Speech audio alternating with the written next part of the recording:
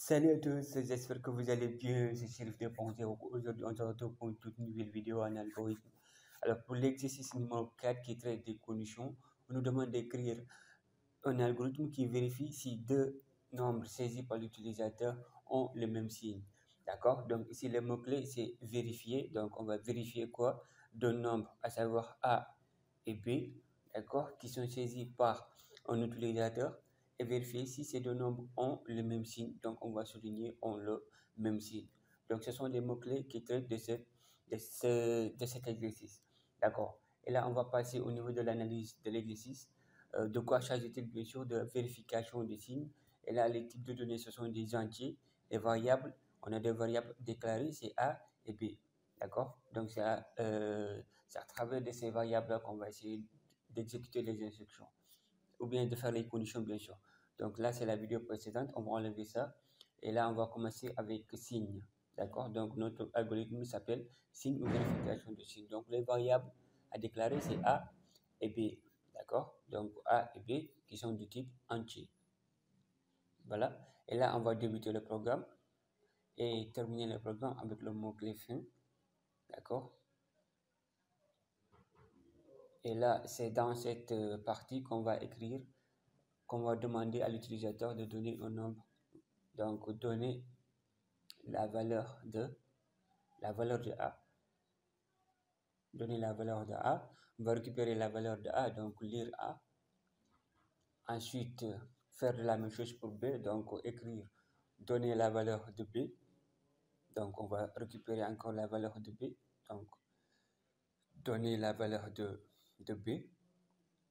Lire B pour récupérer la valeur saisie de B. D'accord. Maintenant, après avoir récupéré ces valeurs, on va passer à la vérification de cette condition-là. Donc, si la multiplication de A fois B est supérieure à 0, donc A multiplié par B est supérieur à 0, alors on va exécuter l'instruction suivante. D'accord. Et là, on va écrire que A et B, donc écrire A et B ont le même signe. D'accord? Parce que là, la condition est déjà vérifiée. C'est-à-dire que si on pose cette condition à savoir si A fois B est supérieur à 0, donc le résultat supérieur à 0, on va dire que donc, cette condition est vérifiée. Donc A et B ont le même signe. Sinon, c'est-à-dire si le résultat est inférieur à 0, ce qui sera affiché à l'écran, c'est que A et B, donc sinon A et B ont deux signes différents. D'accord? Donc, c'est-à-dire que la multiplication de A fois B est inférieure à 0. Donc, ce qui renvoie l'instruction suivante disant que A et B ont deux signes différents. D'accord? Et là, on va terminer la condition. Donc, fin signe. Bien fin signe. D'accord? Donc, voici l'algorithme que nous demandait, bien sûr, pour traiter cet exercice. Donc là, par exemple, quand je viens ici dans un cas pratique, par exemple, on me demande de saisir la valeur de A, je donne par exemple 2. Et là, on me demande la valeur de B, je donne par exemple 3. D'accord? Et là, comment calculer cette... donc là, j'ai 2 fois 3 qui est égal à 6. D'accord? Donc, si la multiplication est supérieure à 0, on a dit, donc 2 fois 3 est égal à 6. Donc, 6 est supérieur à 0, ce qui renvoie la condition suivante qui dit que A et B ont le même signe. D'accord? Donc là, nous avons 6 supérieur à 0. Donc, on a A et B qui ont le même signe. Alors, si on part dans un autre contexte, d'accord? Disons que par exemple, B est égal à 5 et A est égal à par exemple moins 1. D'accord? Et là, qu'est-ce qui sera affiché à l'écran? Par exemple, si on passe à la condition pour vérifier, on aura moins 1 multiplié par 5, d'accord? Qui est égal à moins 5. Donc, ce qui renvoie la deuxième condition de sinon. Par exemple, ici, nous avons moins 5 qui est inférieur à 0. Donc, si le résultat de la multiplication est inférieur à 0, là, nous avons la deuxième instruction qui va s'exécuter. Donc, écrire A et B ont deux signes différents. D'accord? Donc, c'est la deuxième condition qui va s'exécuter. Pour l'exercice numéro 5, on nous demande d'écrire un algorithme après avoir demandé le langage de programmation préféré de l'utilisateur. l'algorithme va donner les informations sur ce langage. D'accord? Donc ici, le mot-clé, c'est demander. Qu'est-ce qu'on va demander? C'est le langage préféré, d'accord, de l'utilisateur, bien sûr, et on va afficher des informations sur ce langage. Voilà. Et là, on va passer à l'analyse de l'exercice toujours. De quoi s'agit-il ici? C'est langage préféré de l'utilisateur. Les types de données, ce sont des chaînes de caractères. Et là, on n'a qu'une seule variable, ou qu'une seule variable du moins, c'est langage préféré que j'ai abrégé ici en LP, donc langage préféré. Alors, pour commencer notre algorithme ou bien l'exercice, toujours le mot-clé algorithme qui va commencer, n'est-ce pas, du moins, l'exercice ici, donc langage préféré, algorithme langage préféré. Donc on va déclarer nos variables, mais notre variable, puisque nous avons qu'une seule variable ici, donc variable LP, donc langage préféré, de type 2 points, de type chaîne de caractères. D'accord, donc là on va mettre chaîne de caractères.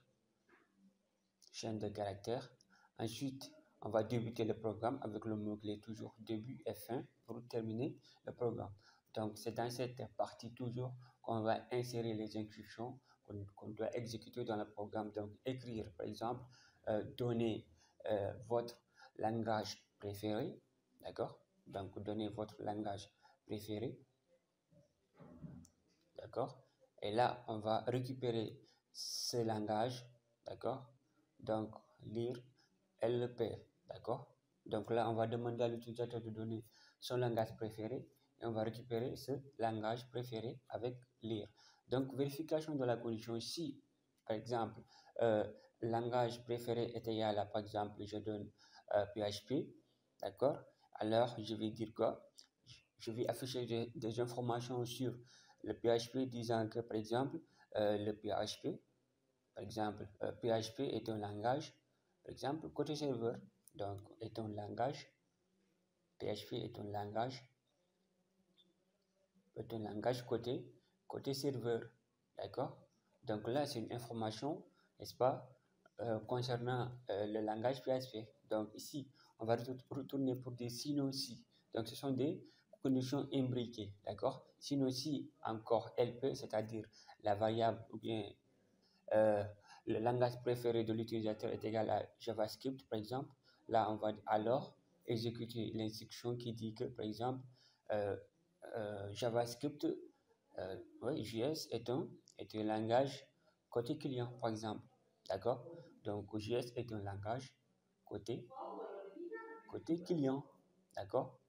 Et là, sinon encore, donc sinon si, toujours pour plus de vérification, d'accord, donc on peut toujours utiliser plusieurs vérifications si LP est égal à Python, par exemple, le langage préféré de l'utilisateur est égal à Python, donc alors on va exécuter la condition suivante, donc ici, donc langage préféré est égal à Python, qu'est-ce qu'on va dire sur Python, par exemple, écrire,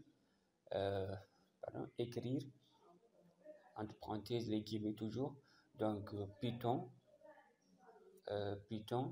est l'un des langages, par exemple, est l'un des langages les plus utilisés, est l'un des langages les plus utilisés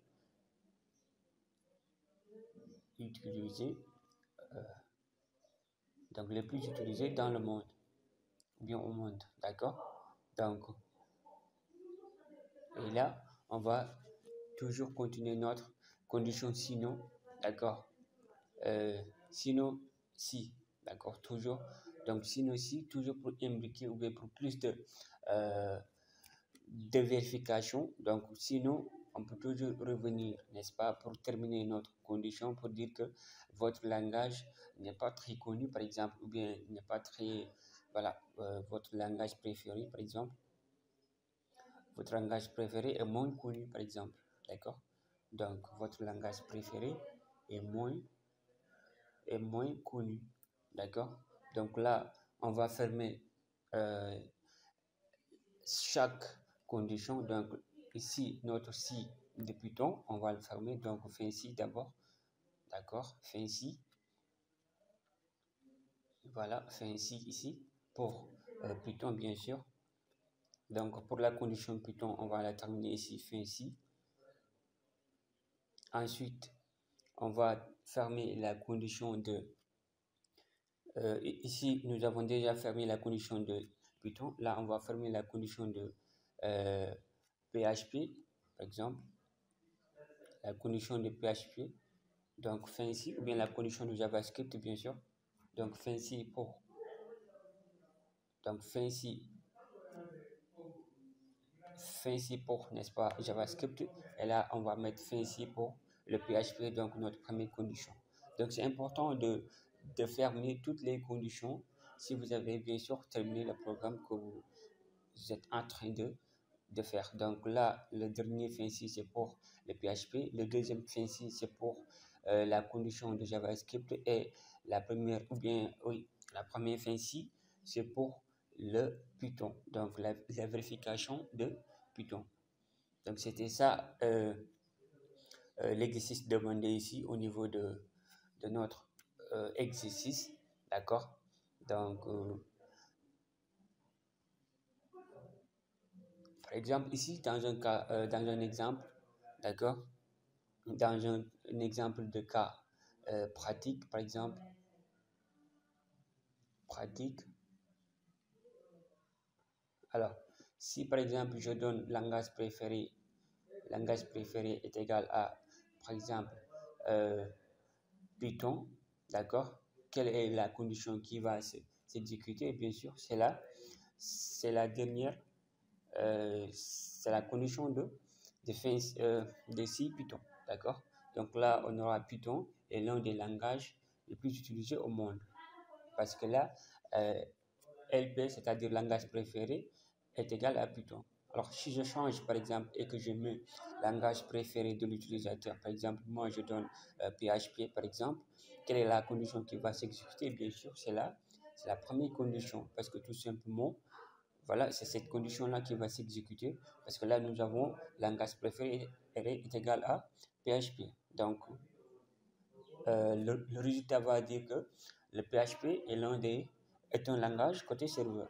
Donc, si par exemple je mets langage préféré est égal à C++, qu'est-ce qui va s'exécuter? C'est pas JavaScript, c'est pas Python. Donc là, c'est notre dernière condition ici, sinon qui va envoyer votre langage.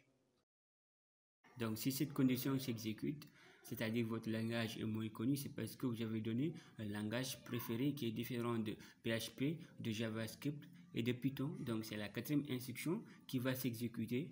Alors, c'est pour cette raison qu'on vous dit votre langage est moins connu. Alors, si la vidéo vous a plu, n'hésitez pas à vous abonner et d'activer la cloche de notification pour la prochaine vidéo.